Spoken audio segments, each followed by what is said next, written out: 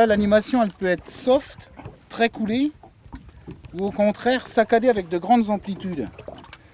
L'importance en technique verticale, c'est d'avoir un plan assez lourd pour permettre à la traction d'émettre des vibrations sur la caudale du shad, mais également à la descente.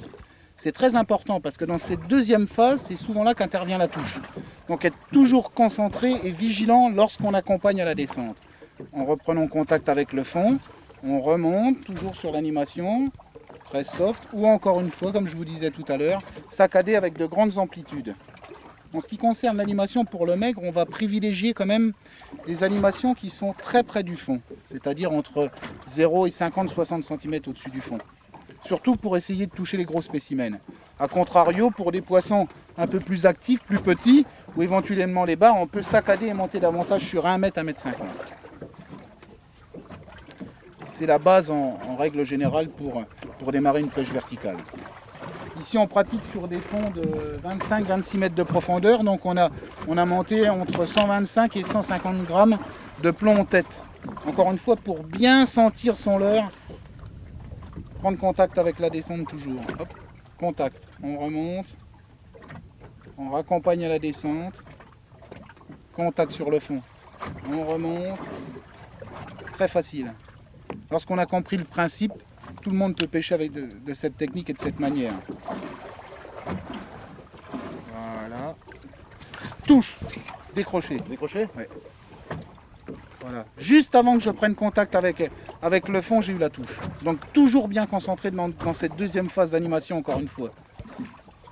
Alors pour bien démarrer en pêche verticale, il est judicieux de varier les formes, les couleurs des leurres souples que l'on va utiliser. En ce qui me concerne, j'opte pour des leurres qui vibrent en permanence. La caudale étant plus lourde que l'embase même de la queue, cela permet d'accentuer davantage les vibrations. Nous avons d'ailleurs utilisé beaucoup lors de ce tournage des leurres Stanley de fabrication américaine.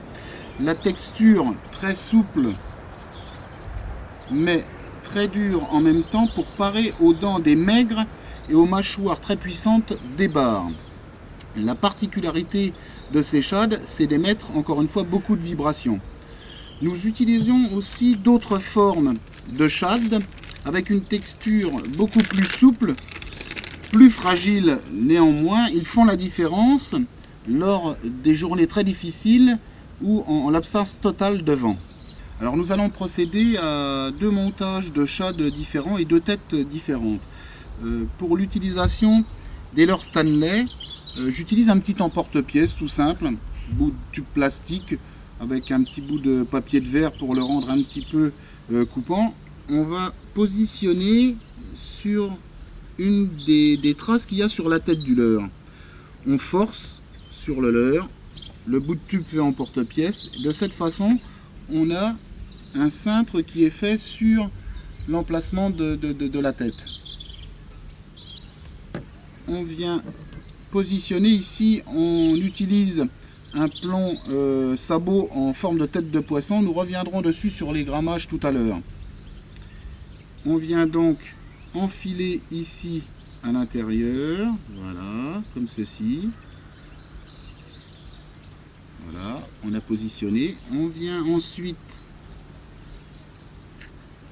mettre un petit point de colle sur le dessus, une petite pointe aussi sur l'arrière. On vient presser pendant quelques secondes et voilà, le montage est prêt. J'utilise aussi en ce qui me concerne des petites empiles que j'ai montées avec de la grosse tresse de 25 ou 30 centièmes. On viendra donc positionner voilà, cette petite empile avant de passer la graffe.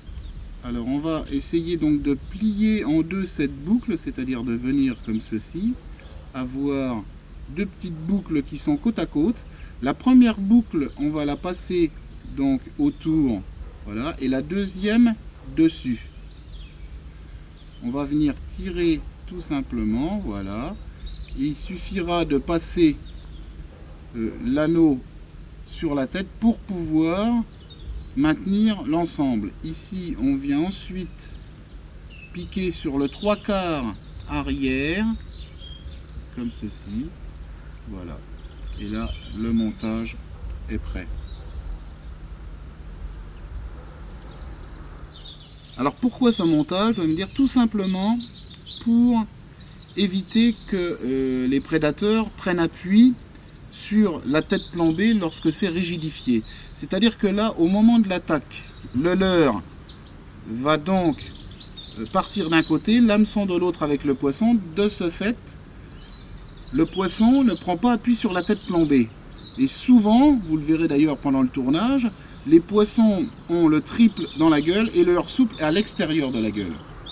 On retrouve un petit peu le même principe de la pêche au jig avec les assist hook pour éviter justement que les poissons prennent appui sur les jigs et la partie métallique.